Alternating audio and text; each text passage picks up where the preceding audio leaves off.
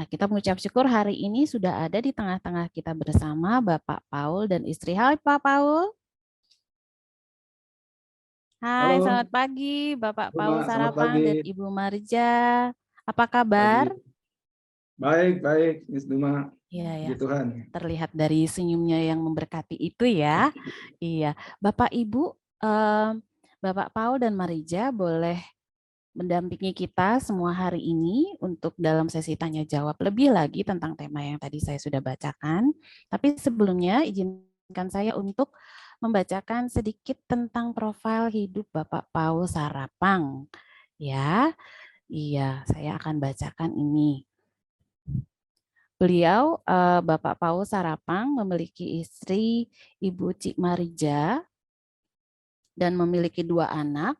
Anak pertama mereka adalah Kenaya Mas Yahem, kalau nggak salah, maaf kalau saya salah pronounce lagi, ini Bapak Kenaya Mas Yahem Sarapang, terus anak kedua Andrea Kara Sarapang, dan Bapak Paul memiliki pendidikan formal S1 di Fakultas Teknik Elektro Universitas Hasanuddin Makassar, terus juga meraih gelar S2-nya konseling di STT Jafra Jakarta, kemudian S2 lagi di bidang teologi untuk counseling STT Baptis Jakarta. Bapak Paul gemar belajar ya Bapak ya, hebat sekali. Oke, kemudian juga Bapak Paul memiliki sertifikat seperti berikut. Certified Family Counseling L3, LK3 dari Jakarta, kemudian sebagai trainer kompetensi teknis bidang counseling BNSP, asesor kompetensi bidang counseling BNSP juga. Kemudian aktivitas profesional yang Bapak Paul lakukan sampai saat ini adalah sebagai Ketua Rumah Konseling Bali, konselor klinik spesialis Selalu Ada Harapan LK3 Jakarta, fasilitator LK3.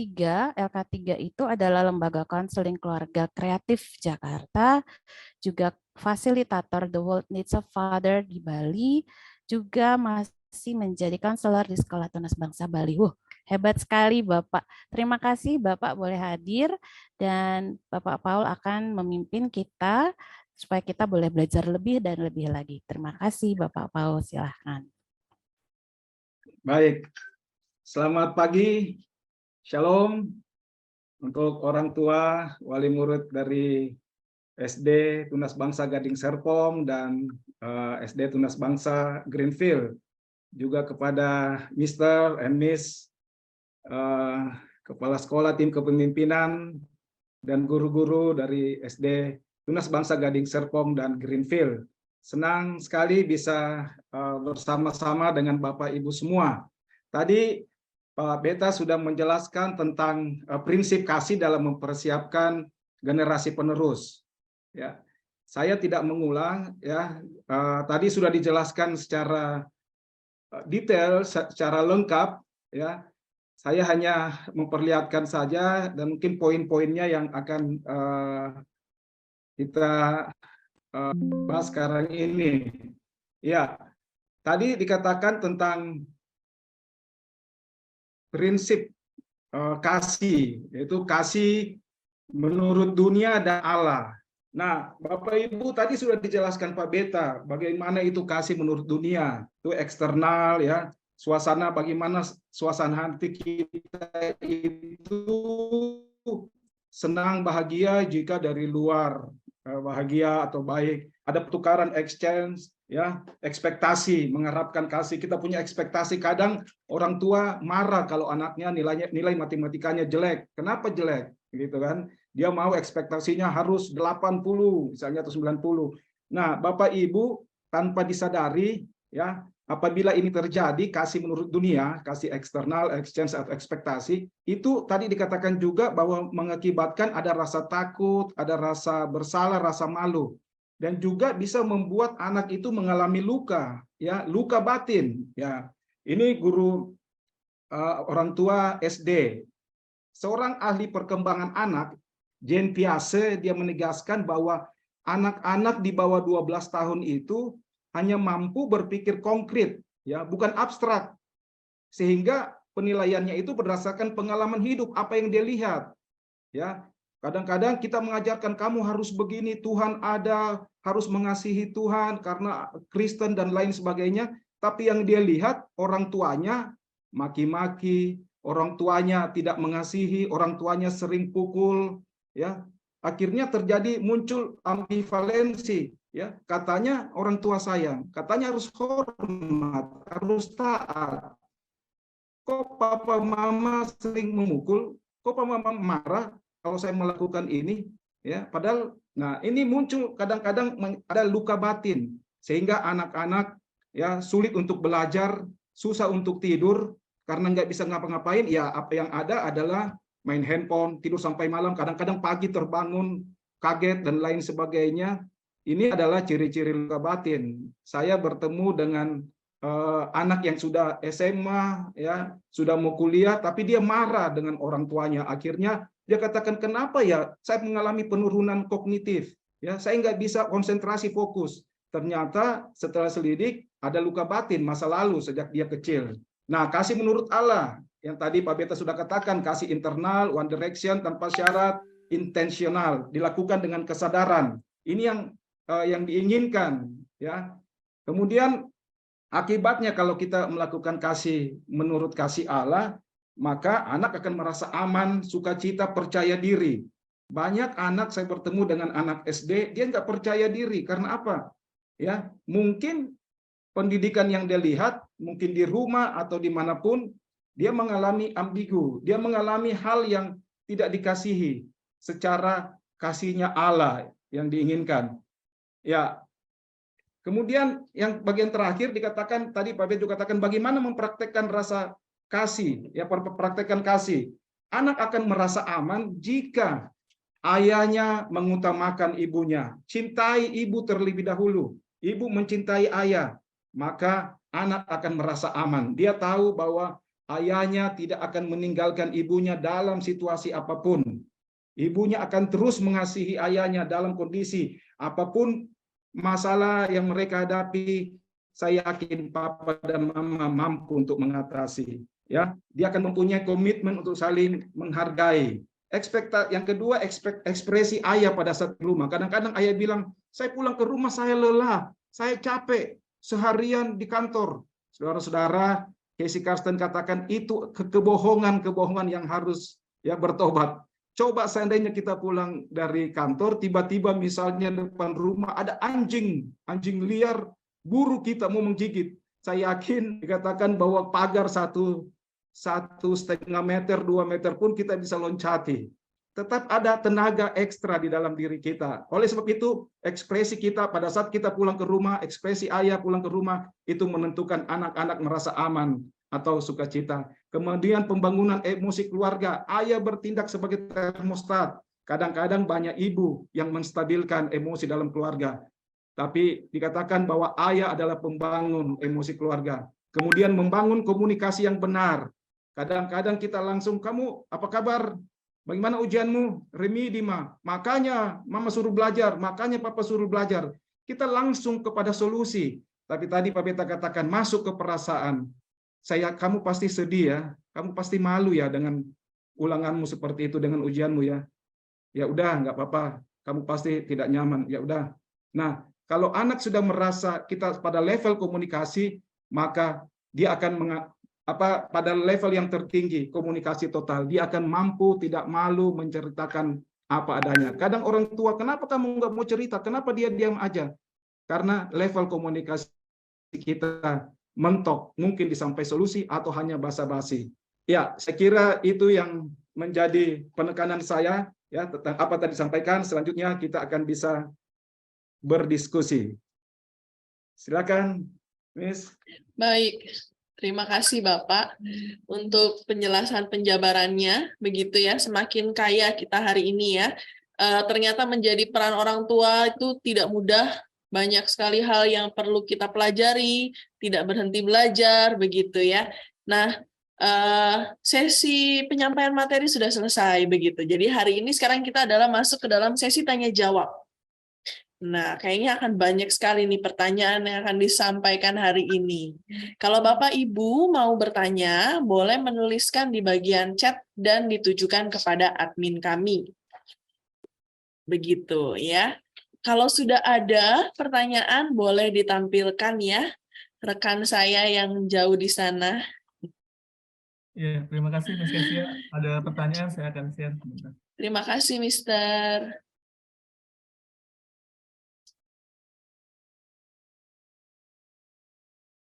Oke.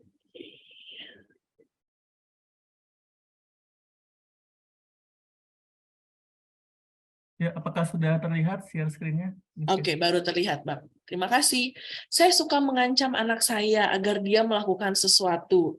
Miss, kalau nggak mau baca nanti nggak ikut jalan-jalan, nah, atau lain sebagainya. Dan biasanya ini berhasil. Apakah ini sebuah kasih bersyarat? Ini salah atau tidak ya, Pak? Boleh dibantu, Pak Paul atau Ibu, menjawab pertanyaan ini ya. Iya, kadang-kadang kita mau supaya anak itu menjadi apa yang kita katakan, anak langsung mengikuti, gitu ya. Dan kita senang, kita bilang, wah berhasil cara saya. Ingat bahwa anak SD itu, ya, dia agak sulit untuk melawan orang tuanya. Dia berpikir, wah saya masih kecil, ya, nanti saya nggak mungkin bisa mengalahkan mama.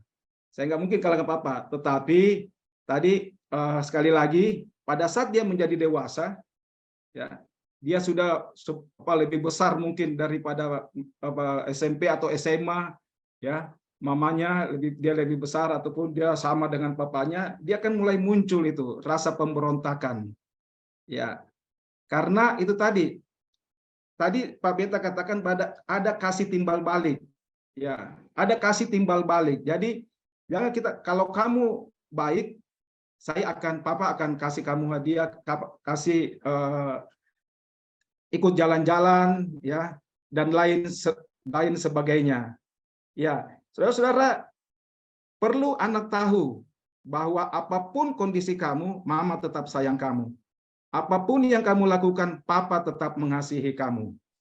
Ya, papa berharap, ya, papa minta kamu menjadi anak yang taat.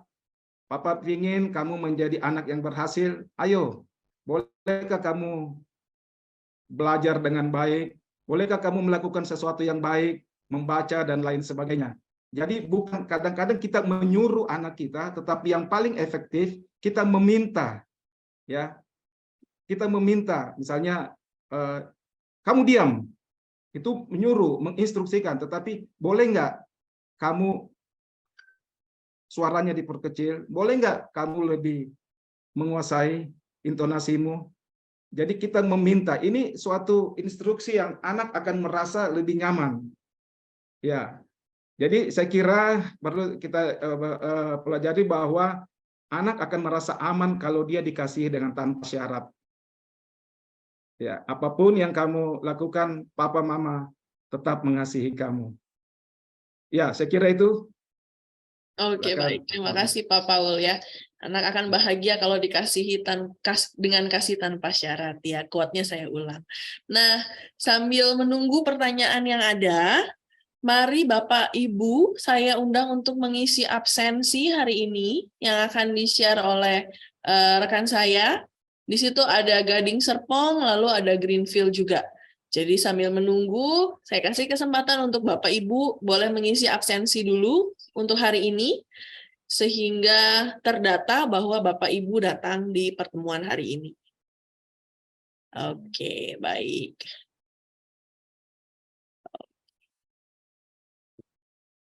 Nah, saya rasa sudah. Kita bisa menuju ke pertanyaan selanjutnya ya, Pak ya.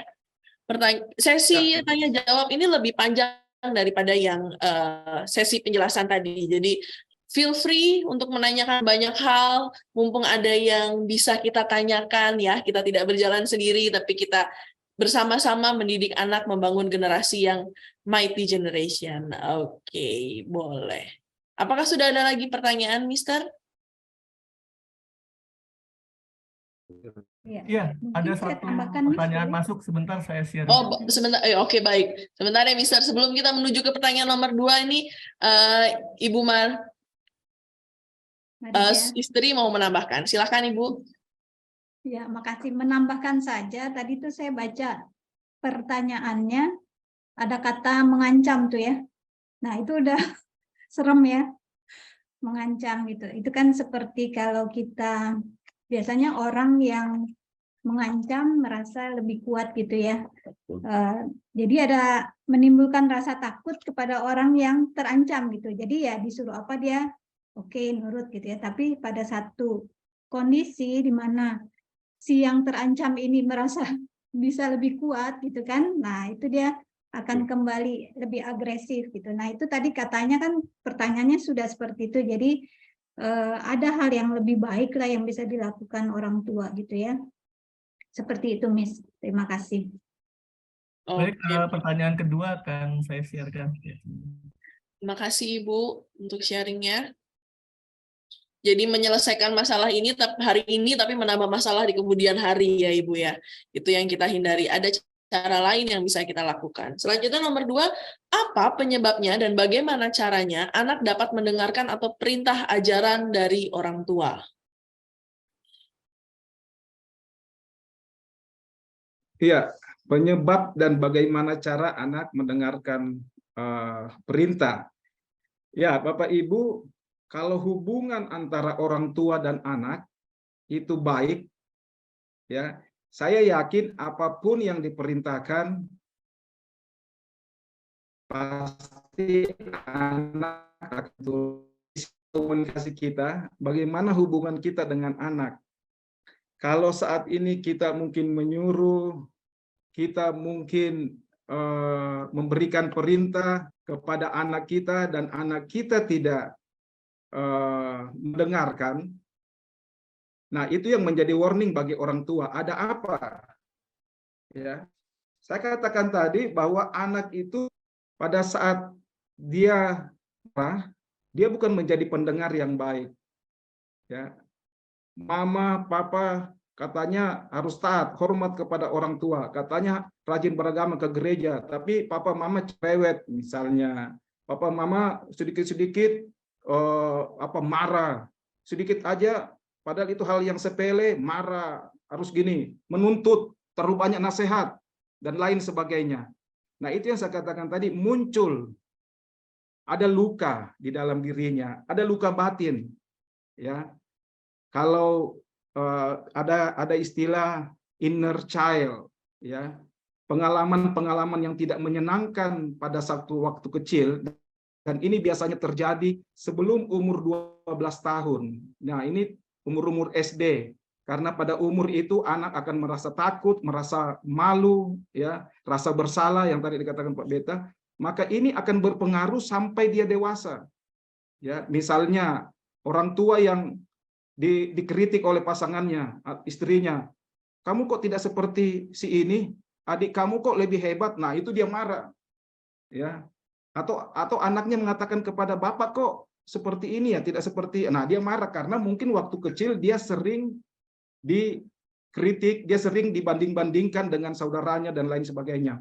Jadi ini penyebabnya adalah bisa kita teliti ada apa, ya, komunikasi saya, ada apa hubungan saya dengan anak saya, ya, apakah anak menjadi terluka. Saya katakan tadi kalau dia terluka agak sulit, dia akan lebih banyak diam kepada orang tuanya dan dia berusaha untuk tidak menurutin, ya. Ada istilah pasif agresif, ya, dia pasif, dia diam aja, belajar iya, ke sekolah ya iya, tapi dia agresif melakukan hal-hal yang tidak disenangi oleh orang tuanya. Bahkan ada kalau SMP SMA ya lari ke misalnya merokok, narkoba, pornografi dan lain sebagainya. Ya, jadi penyebabnya adalah ada luka batin atau luka emosi mungkin itu terjadi dalam anak kita. Itu bisa terjadi, ya, sumber-sumbernya mungkin dia dibeda-bedakan dengan saudara kandungnya, ya, ataukah dia diabaikan, dibiarkan, ya, tumbuh begitu saja. Kita sudah belajar di sesi-sesi yang lalu 4 kuadran tentang Ruben Hill bagaimana mendidik anak. Ya, atau mungkin dia mengalami kekerasan fisik atau psikis, ya, sering dimarahin, sering diejek, ya, tidak terlalu banyak kritik, bukan afirmasi, ya. Nah ini yang menyebabkan anak agak sulit untuk mendengarkan apapun yang diperintahkan oleh orang tuanya, dia akan menjadi pasif. Ya, itu yang bisa kita koreksi. Ada apa? Ya, hubungan saya dengan anak saya. Ya, saya kira itu dari saya. Iya, seperti kalau di kresek apotek itu ya Bu ya, ya Pak ya, mencegah lebih baik daripada mengobati ya. Betul, benar. Daripada Ya, luka itu ada, lebih baik kita cegah dulu, jangan sampai luka itu ada. Baik, terima kasih Bapak. Kembali saya ingatkan untuk mengisi absensi dulu ya Bapak Ibu, jangan sampai ada yang terlewat, nanti tidak terdata di data kami. Oke, terima kasih sekali Bapak untuk pemaparannya. Ada lagi kah, Mr. Daniel Bambang, bisa dibantu mengenai sudah pertanyaan mulai- hari ini? Ya, sudah mulai ada beberapa pertanyaan masuk. Saya akan Waduh, kembali. mulai rame nih ya Pak ya. ya.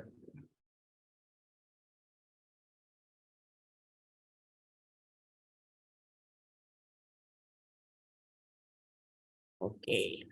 Bagaimana sikap kita jika ketika kita lebih sabar, lebih mengerti anak dan memberi kelonggaran, tetapi anak malah memanfaatkan, waduh anak-anak zaman sekarang nih ya Pak, gadget penting, pinter, mereka lebih tahu bagaimana cara menghadapi, bagaimana cara menjawab, begitu mereka lebih berani, lebih sering tidak menurut, disuruh belajar tetap menonton, toh mama hanya menegur, tidak akan dimarahi atau didisiplin. Nah, si malakama ini muncul, Pak. Si buah si malakama ini ya. Ya. Apa yang harus dilakukan? Bagaimana sikap kita? Ini kan bagaimana sikap kita, artinya respon dari orang tua ya.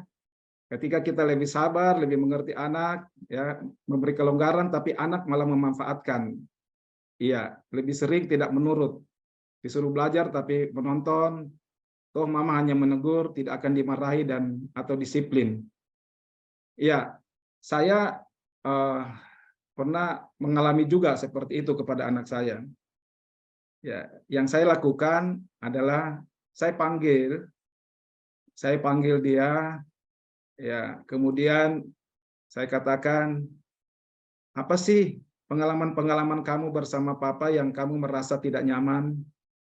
Bisa cerita nggak? Ya, tentunya ini dengan suasana ya yang lebih kondusif. Saya kadang-kadang mungkin di kamarnya, ya, atau bisa juga misalnya kita bawa ke jalan-jalan, makan makanan kesukaannya, mungkin makan bakso dia senang, makan bakso bersama, ya, di tempat yang kondusif, bisa ngobrol, ya, dari hati ke hati, ya. Akhirnya apa sih pengalaman kamu yang merasa tidak nyaman? Ya habis papa, saya nggak nyaman kalau papa sering marah, ya, papa sedikit-sedikit menasehati, aku nggak suka, ya. Atau papa cuek, kadang-kadang terlalu banyak di luar, terlalu sibuk di luar. Nah, ini akhirnya apa yang saya lakukan? Saya katakan, ya papa minta maaf waktu ini. Jadi apapun dia katakan kondisinya, minta maaf pada saat kondisi itu. Ya, bukan membela diri, bukan memblok, ya. Papa waktu itu marah karena kamu begini sih, kamu tidak tahu dan lain sebagainya. Nah, ini tidak akan menyelesaikan masalah. Intinya kan mau memulihkan, mau menyelesaikan. Bersyukur kalau anak kita bisa menyampaikan perasaannya, itu sudah baik sekali. Dan kita orang tua harus siap kalau apapun yang dia sampaikan, kalaupun dia marah kepada kita, ya, dia memberikan kritik yang pedas kepada kita, orang tua harus siap untuk itu dalam rangka memulihkan. Oke, papa minta maaf pada saat itu ya, papa seharusnya tidak lakukan itu. Apalagi waktu ini bla bla bla ini papa sih gini-gini, papa minta maaf. Oh, waktu itu papa minta maaf. Oke, kamu pasti merasa tidak nyaman. Merasa tidak nyaman. Ya, karena apa? Kalau kondisi itu tidak dipulihkan, tidak dibereskan, maka itu yang muncul inner child pada saat dewasa, ya, yang saya katakan tadi, saya sedang menolong anak kelas 12 SMA kelas 3, ya. Dia dari kecil merasa orang tuanya itu tidak mendukung, orang tuanya itu mengalami sakit mental menurut dia. Karena orang tuanya itu selalu menyalahkan dia, sedikit-sedikit dia, makanya bertobat, kamu sih tidak bertobat, selalu pelarian adalah rohani gitu. Nah, anak menjadi marah seperti itu. Nah, artinya kalau kita menegur anak, tapi anak tidak turut, tidak melakukan hal yang sesuai dengan kita inginkan, mari kita membangun komunikasi dengan anak, memulihkan kalau anak merasa tidak nyaman. Apa sih yang kamu harapkan? Apa sih yang kamu pikirkan sampai kamu nggak mau taat, misalnya kamu nggak mau dengaran, tidak langsung belajar, tapi menonton, main handphone, dan lain sebagainya. Mungkin saja ada hal-hal, ada masalah, ada luka yang dialami oleh anak kita. Dan ini harus dipulihkan. Ini harus dipulihkan. Kalau tidak, agak sulit kita. Ya, saya kira itu. Mungkin istri saya mau menambahkan. Ya, saya mungkin dari pengalaman ya. Jadi waktu anak kami SD, saya melatih mereka untuk mencuci piring setelah makan. Karena kami kan nggak ada pembantu ya, jadi saya bekerja, suami bekerja gitu. Tapi kami ajarkan. Nah, awal-awal kita memang info. Sekarang saya bilang kita di rumah kan ada 4 orang ya. Jadi rumah ini dijaga kebersihannya oleh 4 orang, bukan 1 atau 2 orang, saya bilang. Nah, jadi sekarang siapapun habis makan mencuci piring. Nah, awal-awal memang agak sulit ya. Jadi mereka terbiasa kan kalau makan tinggal, makan tinggal. Nah, apa yang saya lakukan, waktu itu saya nggak marah sih, gitu. Jadi ya saya cucikan tetap gitu. Tapi setiap kali mereka makan saya ingatkan lagi, ayo makan cuci ya, karena kita di sini berempat yang tinggal, kita jaga rumah ini berempat gitu. Nah, berikutnya mereka taruh, tapi mereka bilang nanti aku cuci mah, tapi nggak dicuci, ditaruh, tapi ya, sudah ada ini ya, sudah ada kalimat gitu ya, nanti aku cuci gitu. Nah, pertama saya diamkan, ternyata nih kalau sudah lama kan piring nggak dicuci, saya nggak betah gitu ya sebagai seorang ibu, jadi saya cucikan.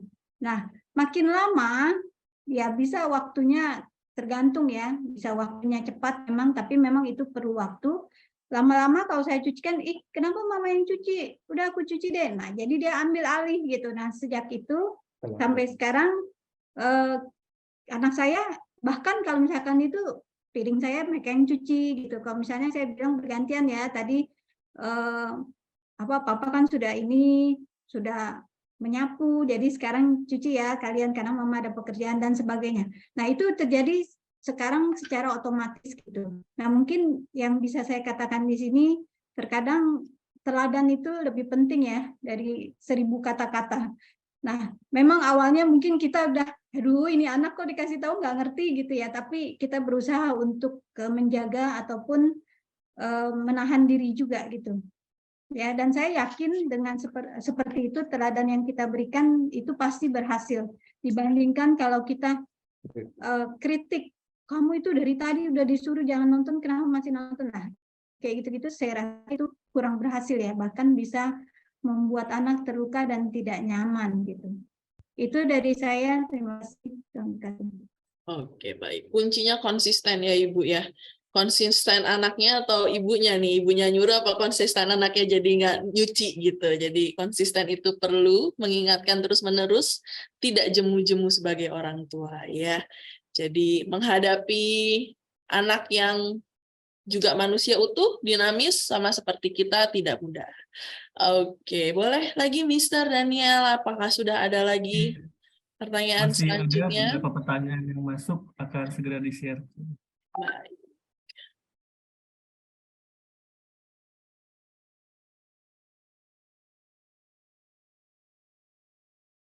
Bagaimana cara yang baik untuk meluruskan atau membenarkan value yang tidak baik didapat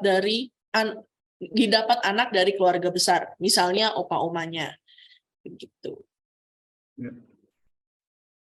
Iya, kadang-kadang orang tua yang tinggal bersama opa oma ya, apalagi kalau papanya, mamanya bekerja, akhirnya lebih banyak tinggal dididik atau diatur oleh opa oma. Nah, ini yang harus disamakan memang. Jadi kalau misalnya ya dia mendapatkan value yang tidak baik dalam keluarga besar dari opa oma, kita yang harus sebagai orang tua harus membicarakan kepada opa oma, Ma, Ya, tentunya tidak di depan anak. Ya, kita tegur, "Mah, boleh nggak? Pak, boleh nggak anak saya anak itu kami didik seperti ini. Jadi tolong opa oma value-nya tolong seperti ini. Misalnya terlalu dimanjakan. Biasanya opa oma itu terlalu memanjakan sehingga anak tidak sulit untuk mandiri. Ya, nah ini juga membuat anak jadi tidak bagus. Ya, meluruskan. Kemudian setelah itu sudah kita berikan penjelasan kepada opa oma. Nah, kemudian kita sebagai orang tua yang mengajarkan itu kepada anak-anak kita. Makanya pentingnya kami biasanya kalau malam, setiap malam kami kumpul sebelum tidur, kumpul bersama berempat, ya kemudian baca firman bersama, pujian, baca firman. Nah, di situ nilai-nilai itu, nilai-nilai firman Tuhan, aplikasinya kami terapkan, kami sampaikan kepada anak-anak, sehingga anak tahu bahwa nilai-nilai orang tuanya seperti ini. Dan kami punya nilai-nilai keluarga. Nah, itu biasa terus disampaikan, diingatkan kepada anak. Kita punya nilai-nilai keluarga seperti ini. Sehingga tertanam di dalam diri anak. Oh iya, orang tua saya maunya seperti ini, seperti ini. Memang kadang-kadang keluarga besar itu, apalagi kalau kumpul di keluarga besar dalam waktu yang lama, nah ini anak bisa gampang terpengaruh, tetapi kita menjadi filternya, ya, menjelaskan kepada anak kita, oh aku senang seperti oma begini, oke oma begini, tapi kamu adalah anak papa, kamu adalah anak mama, kamu tunduk kepada papa dan mama, kamu bukan anaknya om itu, kamu bukan anaknya opa oma. Jadi tunduk harus taat dengan nilai atau peraturan yang ada di rumah ini. Papa dan mama adalah orang tua kamu yang mengajar kamu untuk nilai-nilai. Saya kira harus menegaskan, kita harus menjadi filter, ya. Kita harus menjadi filter bagi anak-anak kita. Kalau dia mendapat value atau nilai-nilai itu, ya. Oke, baik. Terima kasih, Bapak. Ini saya ada pertanyaan di chat, ya. Jadi tidak ditampilkan, bisa kita dengarkan bersama ya. Bagaimana jika orang tua sudah memiliki hati untuk meminta maaf, namun anak belum memahami konsep dari memaafkan atau mengampuni, sehingga mereka belum bisa memaafkan, terutama untuk anak-anak yang sudah memiliki banyak luka di usia yang masih belum beranjak remaja. Terima kasih. Itu agak complicated ya, Pak ya. Iya. Memang ini usia yang belum remaja ya, belum jadi masih SD lah istilahnya. Betul. Gitu ya. Iya. Oke.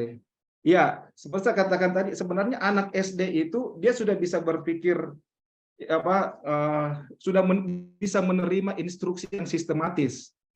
Ya, cuma memang dia belum terlalu bisa berpikir secara abstrak. Ya, misalnya Tuhan itu ada, ya, Tuhan akan melihat, tapi mana Tuhan, biasa kadang-kadang dia gitu kan. Nah biasanya kalau remaja itu sudah mulai, oh Tuhan ada, tapi kadang-kadang remaja ke satu dia bilang, kenapa Tuhan ada tapi kenapa masih banyak orang miskin dan lain sebagainya. Nah tadi pertanyaannya, jika anak itu belum memahami konsep minta maaf gitu ya, belum memaafkan. Nah orang tua yang harus, ya menurut saya tidak masalah orang tua minta maaf, tetapi minta maaf itu tentunya diikuti dengan perlakuan sikap yang menunjang itu. Seperti saya ibaratkan contoh, pada saat paku itu ditanamkan di papan, dipukul dengan palu ke papan, ya. Nah, pada saat kita menarik paku itu, kita mengangkat paku itu dari papan tersebut, paku itu sudah tidak ada di papan, tapi dia masih tetap lubang, masih ada lubang kelihatan di papan tersebut. Artinya, pada saat kita minta maaf, mungkin pakunya sudah tidak ada, tetapi lubang itu anak masih lihat. Nah, bagaimana menutup lubang itu? Ya kita ubah perilaku kita. Kita lebih mengasihi dia, mendengarkan dia, kita lebih berempati, ya. Kita bisa berkomunikasi dengan perasaan, misalnya Ilaun akan menutup lubang yang ada di dalam papan tersebut. Luka di dalam hatinya itu lambat laun akan dipulihkan. Memang tidak bisa sekejap itu. Misalnya orang yang terluka, ya, mungkin dia sudah 2-3 tahun, bertahun-tahun dia dilukai, tidak bisa dalam sekejap semalam pada saat orang tua minta maaf, langsung anak itu total berubah secara total. Tapi dia akan melihat perubahan dari orang tuanya. Papa sudah minta maaf. Ya, dia akan melihat benar nggak Papa minta maaf. Ya, pada saat kita minta maaf tapi besok kita lakukan lagi, ya, hal yang sama dalam hati dia, katanya minta maaf. Yang dia lihat adalah sikap kita yang masih emosional, ya, sikap kita yang sedikit-sedikit marah, masih mengkritik dan lain sebagainya. Jadi perlu juga kesabaran dari kita. Ya, ingat ada restitusi, ya, ada hal yang harus kita bayar. Ya, pada saat kita minta maaf itu ada kata minta maaf di situ, tapi diikuti dengan sikap-sikap kita yang menunjang minta maaf tersebut, sehingga anak melihat, oh iya, Papa sudah berubah, oh iya, Mama sudah berubah, betul-betul minta maaf, dan anak itu akan berubah. Saya percaya setiap anak adalah manusia yang utuh, ya. Setiap anak punya perasaan yang sama dengan setiap kita. Anak pasti akan memaafkan orang tuanya apabila dia sudah melihat sikap perubahan yang terjadi dalam orang tua tersebut. Ya, saya kira itu dari saya. Jangan sampai anaknya nyanyi manis di bibir. Nah, jadi mulai dari sikap ya Pak ya. Benar. Jangan hanya manis di bibir, tapi sikap dilakukan terus-menerus, pasti hati anak tersentuh ya. Oke, baik. Nisa Daniel Bambang, mungkin saya boleh dibantu untuk lanjut. pertanyaan selanjutnya melalui PowerPoint. Puji Tuhan sudah mulai banyak pertanyaan yang mengantri, ya, ditunggu. Siap nih ya Pak ya, banyak pertanyaan nih. Ready. Oke, bagaimana mengatasi anak yang sikapnya berbeda antara di rumah dengan di luar? Misalnya di rumah sangat manis, tapi di tetangga bisa aktif sekali. Atau misalnya di rumah aktif berontak, tetapi di luar manis sekali. Jadi mau menemukan jalan keluar agak sulit ya. Boleh dibantu Bapak Paul dan Ibu? Iya, biasanya ini anak yang mengalami kurang percaya dirinya kurang. Ya, dia anak yang percaya diri kurang, dia sulit untuk mungkin ketemu dengan orang baru. Ya, kepribadian anak tersebut, tapi percaya diri beda dengan percaya diri kurang dengan anak yang mungkin introvert. Ya. Anak yang mungkin introvert sulit untuk ketemu dengan orang baru. Nah, salah satu kriteria anak yang terluka yaitu tidak tampil apa adanya, tidak genuine.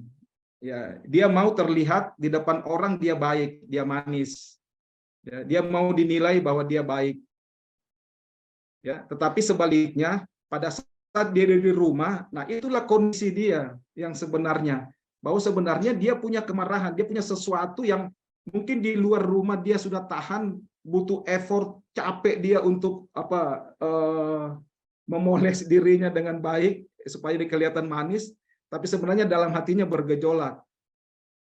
Ya. Nah, sebaliknya di rumah, akhirnya sampai di rumah dia memberontak. Kondisinya seperti itu. Karena di rumah itu yang sebenarnya dia sudah tidak nyaman, maksudnya di rumah itu. Ya, mungkin saja ya makanya perlu ada istilah home sweet home. Jadi siapa yang paling berpengaruh menentukan home sweet home dalam pembelajaran pembapaan yang kita belajar dari Casey Caston, sebenarnya itu lebih ibu yang dominan menentukan home sweet home. Ya, tetapi ayah di situ tadi dikatakan pengatur suhu ruangan, termostat. Ya, pada saat anak-anak atau ayah pulang di rumah itu anak-anak merasa nyaman. Ya, mungkin di rumah dia tidak ketemu dengan mamanya yang suka mengkritik, rewet, papanya yang suka marah. Makanya dia bersikap manis di luar, di sekolah teman-teman happy, senang karena tidak ada yang mengkritik dia. Ya, tidak ada yang suka marah ya, atau terluka, dia merasa terluka dengan tidak ada temannya, gurunya mungkin baik-baik saja ya, di luar di rumah tetangga dia nyaman bermain, dia bisa happy bermain dan lain sebagainya. Tapi kalau di rumah terlalu banyak kritik ya, kadang-kadang orang tua ini dibanding dengan afirmasi. Yang diinginkan adalah kita mengafirmasi potensi anak-anak kita. Wah, kamu luar biasa sebenarnya, kamu kalau menekuni melukis, kamu luar biasa melukis, bisa baik. Wah, kamu sebenarnya orang yang punya kesabaran yang tinggi. Ya, tapi kita lebih banyak mengkoreksi, kamu itu sebenarnya gini, tidak taat, kamu tidak rapi, ya, bangun tidur tidak bersihkan kamar mandi dulu, tidak bersihkan tempat tidur dulu, misalnya bangun tidur harus sikat gigi dulu. Ya, padahal mungkin hari libur, ya kadang-kadang gitu ya, anak mau lebih nyaman, lebih santai di hari libur misalnya. Nah, ini yang harus dilihat sebagai orang tua. Kenapa anak di luar dia merasa nyaman, happy, karena mungkin tidak ada kita yang sering mengkritik, sering marah ya. Tapi kalau sudah di rumah, wah, keluar aslinya. Dia tidak merasa nyaman. Yang ada lebih bagus saya main handphone, lebih bagus saya di kamar sendiri, tutup kamar, tidak dengar ocehan mama misalnya atau papa ya. Akhirnya dia menjadi anak yang tidak taat, tidak turut ya apa yang kita inginkan. Nah, ini yang perlu kita lihat ya, perlu kita amati. Mari kita berempati dengan anak-anak kita. Kita merasakan apa sih yang anak-anak kita rasakan ya. Kita mengutamakan anak-anak kita. Jadi kasih yang lebih utama ya, kasih. Kalau kasih kita utamakan bagi anak-anak kan merasa aman. Apapun yang terjadi di luar, saya dikasihi oleh papa mama di rumah. Ya, mau teman-teman saya bully saya, mengejek saya nggak perlu khawatir karena di rumah saya disayangi oleh papa dan mama saya. Ya.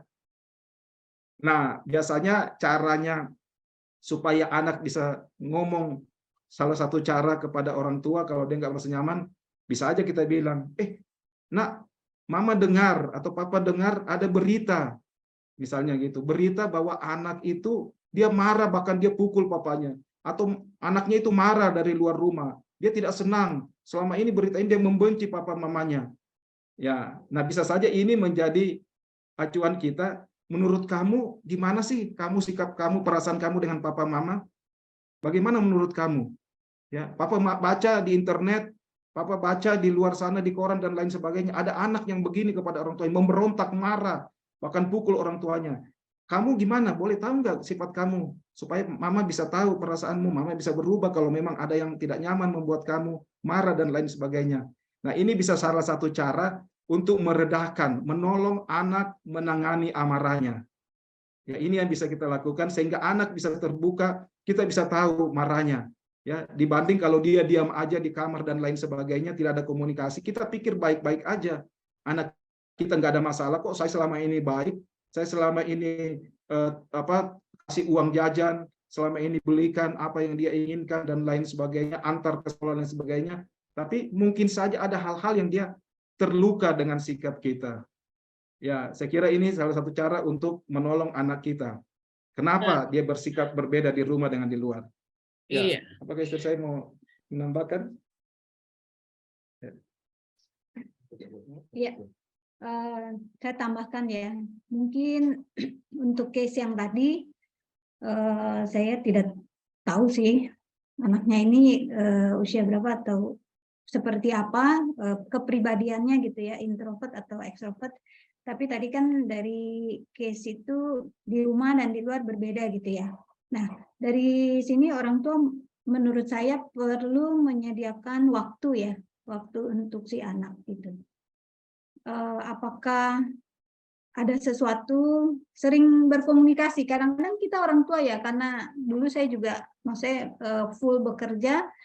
Jadi kadang saya nggak tahu tuh anak saya ada apa dengan temannya, karena kan kita pulang rasanya udah capek, kita istirahat, anak kita sendiri gitu. Nah, perbanyak komunikasi. Setelah saya mengerti, saya perbanyak komunikasi.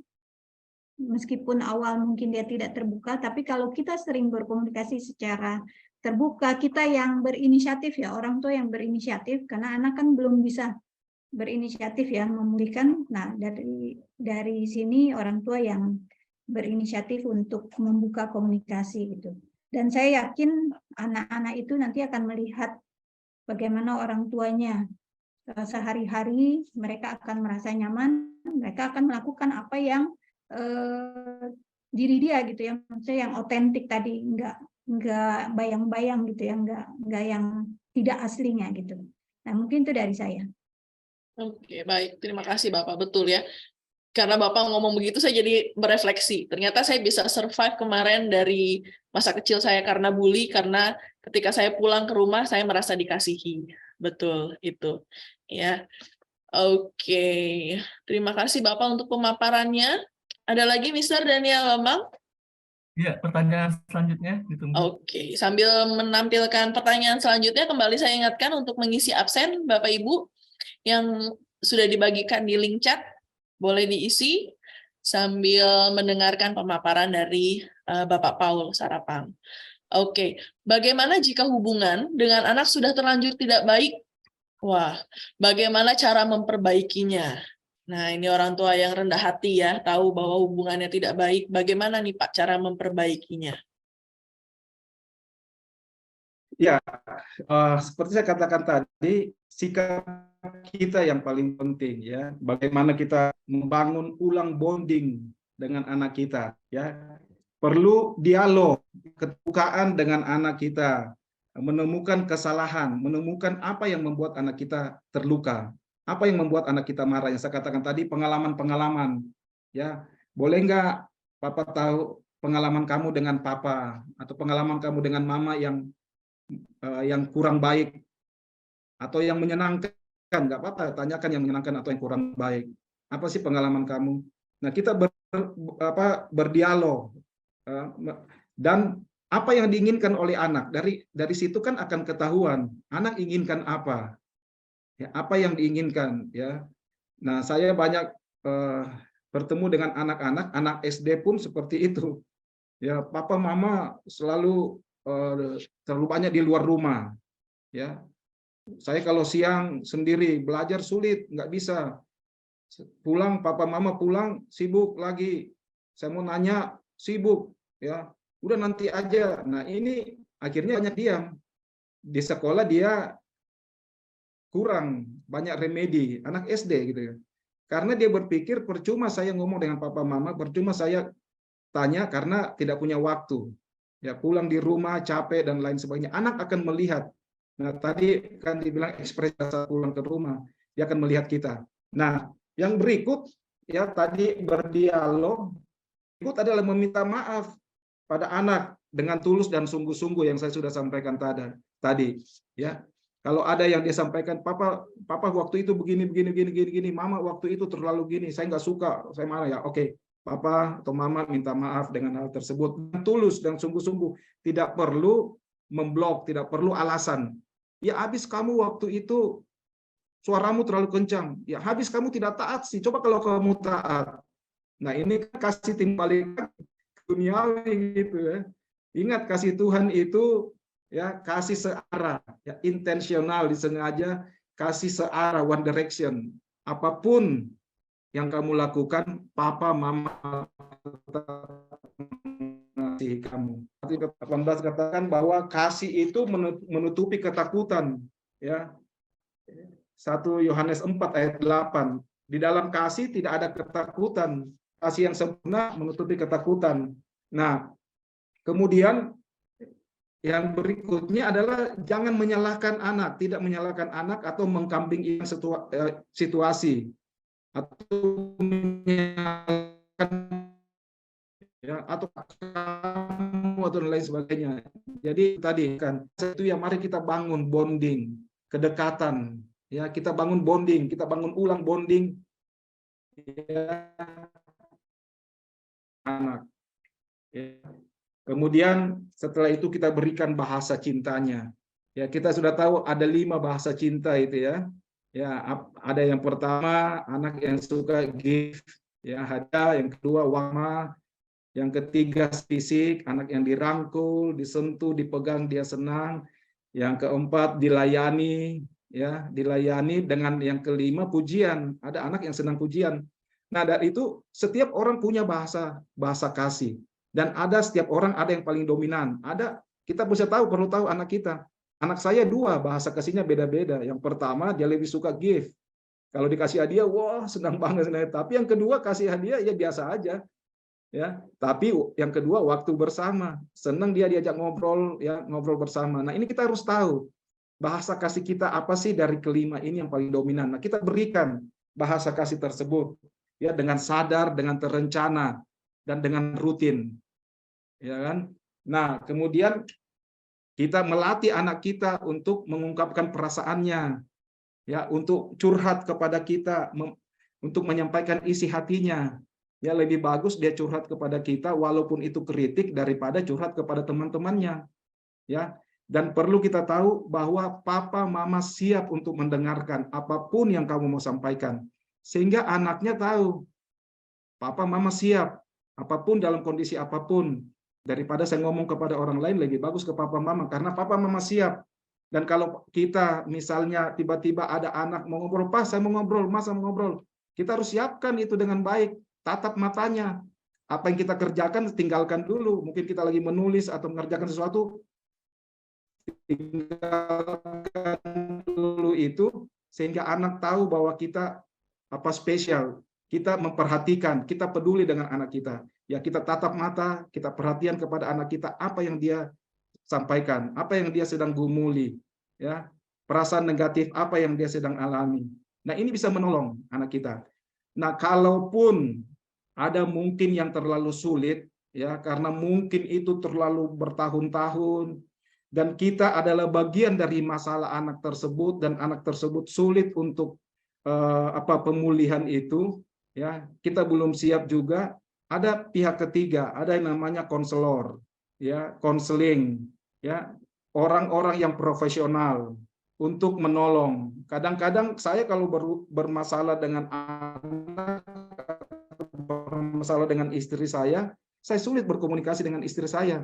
Saya harus ada orang ketiga sebagai pantulan. Saya berkata-kata, komunikasi, ngomong kepada orang tersebut itu kepada istri saya karena saya berdua sulit untuk komunikasi, misalnya seperti itu, ya. Ada konseling dan lain sebagainya, atau mungkin di gereja ada orang yang rohani, ada konselor di gereja atau pendeta dan lain sebagainya yang bisa menolong, ya. Anak kita butuh sekampung, ya, kalau meja table of support yang kita sudah belajar, butuh sekampung untuk menolong anak-anak kita. Itu Hillary Clinton katakan, ya. Anak kita butuh orang lain untuk menolong anak-anak kita. Ya, mungkin saya kira seperti itu dari saya. Memang mendidik anak ini bukan sangat gampang, tetapi sebenarnya tidak sulit juga. Ada istilah mendidik anak mendidik anak, tidak ada anak yang sulit sebenarnya. Tapi yang ada orang tua kesulitan mendidik anak. Tapi sebenarnya tidak ada anak yang sulit. Ya, saya kira kita perlu pahami bahwa anak kita juga itu tadi yang Miss juga katakan, dia adalah manusia utuh, punya pikiran, perasaan, dan kehendak. Kita harus memandang dia sebagai satu manusia yang berharga, spesial, ya. Karena anak itu bukan sepenuhnya milik kita. Itu Tuhan titipkan kepada kita. Tuhan titipkan kepada kita untuk mendidik anak-anaknya. Ya, kita dititipkan oleh Tuhan. Kita kalau titip ke anak-anak, ke tempat penitipan anak, mungkin di Jakarta kan banyak tuh karena sibuk dan lain, orang tua, papa mama bekerja. Di tempat penitipan anak, nih anak saya jam sekian mandi, habis itu setelah itu dikasih pakai bedak, dikasih susu, dikasih makan dan lain sebagainya. Kita marah kalau tidak dilakukan seperti itu. Ya, Tuhan juga menitipkan anak-anak kita, anak-anak itu kepada kita. Tuhan mau kita mendidik dengan benar. Tidak memperlakukan seakan-akan dia adalah milik kita sepenuhnya. Ingat, dia juga adalah miliknya Tuhan. Kita harus mendidik dia dengan benar. Makanya mempersiapkan generasi yang tangguh. Ya, kita harus mempersiapkan anak-anak kita menjadi generasi yang tangguh. Amin. Ya, saya Baik, kira terima itu. kasih. Terima kasih. Bapak, untuk menjadi orang tua kita sudah diperlengkapi, bahkan sampai untuk menjadi nanti oma opa nih kita, nanti one day kita menjadi oma opa, kita tahu bagaimana menjadi oma opa yang baik ya. Lalu nanti anak bullying, jadi lengkap sekali paketnya hari ini. Terima kasih Bapak dan Ibu untuk sharingnya hari ini. Ya, semoga amunisinya cukup untuk kita mendidik anak ke depannya. Begitu ya. Yang sederhana saya mau kasih pertanyaan closing hari ini. Apakah Bapak Ibu sudah sampaikan I love you kepada pasangannya hari ini? Ya, I love you itu amunisi yang kuat ya, buat kita bisa mendidik anak bersama-sama. Nggak gampang Bapak Ibu. Ya, kalau ada suaminya di sini nggak gampang didik anak. Suami nggak gampang loh didik anak, istri nggak gampang loh didik anak, yuk sama-sama. Nanti kalau udah pasangan, anaknya, aku mengasihimu ya nak, apapun keadaanmu. Oke, hari ini selesai. Ya, kami akan mendengarkan pengumuman closing. Sekali lagi saya mengucapkan terima kasih banyak Bapak untuk waktunya. Ya, semua yang terberkati boleh kasih thumbs up-nya. Terima kasih. Wah, terima kasih terberkati semua ya Tuhan Yesus memberkati kita semua.